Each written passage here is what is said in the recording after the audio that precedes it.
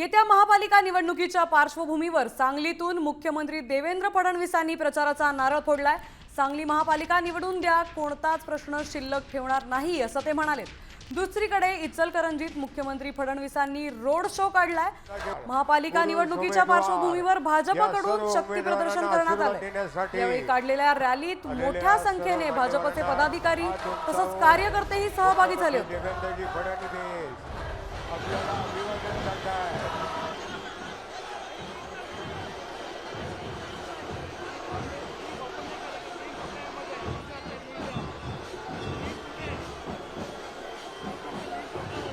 मागील वेळेसही मी सांगलीमध्ये आलो होतो।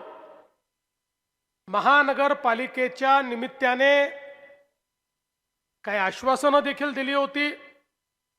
आपल्या सर्वांना विनंती केली होती की अनेक वर्ष अनेक लोकांच्या हाती तुम्ही महानगरपालिका दिली, एकदा आमच्या हाती तुम्ही देऊन बघा, आम्ही निश्चितपणे विकास करून दाखवू।